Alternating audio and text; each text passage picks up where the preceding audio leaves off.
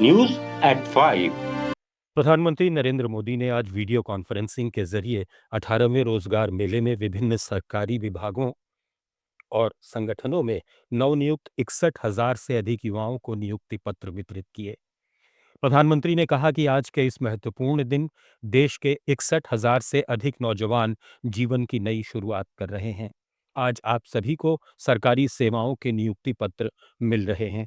ये एक तरह से नेशन बिल्डिंग का इनविटेशन लेटर है। ये विकसित भारत के निर्माण को गति देने का संकल्प है। ये रोजगार मेला युवाओं को सरकारी नौकरी प्रदान करने की दिशा में केंद्र सरकार की प्रतिबद्धता दर्शाता है। आज के इस महत्वपूर्ण दिन देश के 61,000 से ज्यादा नौजवान जीवन की नई शुरुआत कर रहे हैं। आज आप सबको सरकारी सेवाओं के नियुक्ति पत्र मिल रहे हैं। ये एक तरह से नेशन बिल्डिंग का इनविटेशन लेटर है। ये विकसित भारत के निर्माण को गति दे। कांग्रेस के राष्ट्रीय मीडिया और पब्लिसिटी विभाग के चेयरमैन पवन खेड़ा ने न्यायपालिका में हस्तक्षेप और जजों के ट्रांसफर को लेकर गंभीर आरोप लगाए हैं। उन्होंने जज ट्रांसफर को एक मॉडल करार देते हुए कहा कि गुजरात में डीजी वंजारा, माया कोडनानी और बाबू बजरंगी जैसे लोगों को जज बदलकर बीजेपी को राहत मिली है।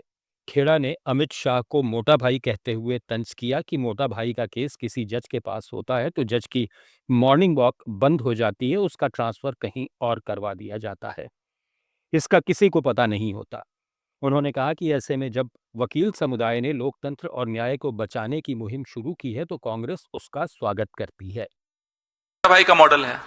मोटा भाई तो जज की ट्रांसफर कहीं और ही कर देते हैं। ज्यादा नहीं बोलूंगा। मोटा भाई का केस अगर किसी जज की अदालत में हो तो जज की मॉर्निंग वॉक बंद।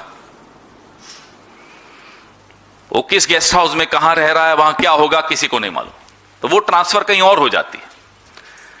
तो ये जो मॉडल है ये लोकतंत्र के लिए, इंसाफ के लिए, न्याय के लिए कितना घातक है ये आपके सामने है। और मैं बहुत प्रसन्नता से कह रहा हूं कि वकील समुदाय, आजादी के आंदोलन में भी वकील समुदाय ने बहुत सबसे अग्रणी भूमिका। पूर्व मुख्यमंत्री अशोक गहलोत ने राजस्थान कर्मचारी चयन बोर्ड में ओएमआर शीट बदलने वाले गिरोह के पकड़े जाने पर बीजेपी सरकार पर निशाना साधा है। उन्होंने कहा कि गिरोह के खुलासे के 5 दिन बीत चुके हैं लेकिन राज्य सरकार की चुप्पी चिंताजनक है। गहलोत ने एक्स पर पोस्ट में लिखा कि कांग्रेस सरकार ने युवाओं के भविष्य की रक्षा के लिए देश का सबसे सख्त कानून बनाया था जिसमें आजीवन कारावास, 10 करोड़ जुर्माना और दोषियों की संपत्ति जब्त करने का प्रावधान है। उन्होंने आरपीएससी सदस्यों को भी जेल भेजने का उदाहरण दिया और कहा कि कभी जिम्मेदारी से पल्ला नहीं झाड़ा बल्कि कार्रवाई की। पूर्व सीएम ने सवाल उठाया कि जीरो टॉलरेंस का दावा करने वाली बीजेपी सरकार अपने कार्यकाल में हुई परीक्षाओं की निष्पक्ष जांच क्यों नहीं घोषित कर रही? क्या वो युवाओं के साथ न्याय नहीं करना चाहती? केरल विधानसभा चुनाव की रणनीति को लेकर दिल्ली में हुई बैठक में शामिल नहीं होने पर कांग्रेस सांसद शशि थरूर ने कहा कि मैंने पार्टी को पहले ही बता दिया था कि मैं बैठक में शामिल नहीं हो पाऊंगा। उन्होंने कोझिकोड में मीडिया से बातचीत में कहा कि चिंताओं को सीधे पार्टी लीडरशिप तक पहुंचाना बेहतर है। मीडिया में कई बातें सामने आई हैं जिनमें से कुछ सच हो सकती हैं और कुछ नहीं, और ऐसे मामलों पर पब्लिक प्लेटफॉर्म पर चर्चा नहीं होनी चाहिए।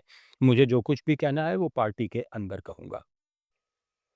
News@5 में फिलहाल इतना ही। बने रहिए लेट्स माइक के साथ। आप सुन रहे थे let's mic more than radio. Follow कीजिए हमें हमारे सोशल मीडिया प्लेटफॉर्म्स पर। It's time for news. It's time for more than radio. Presenting the first radio news app, Let's Mic. Let's Mic, a news-based app on your phone where you get to watch and listen news, talk shows, interviews, radio show podcasts.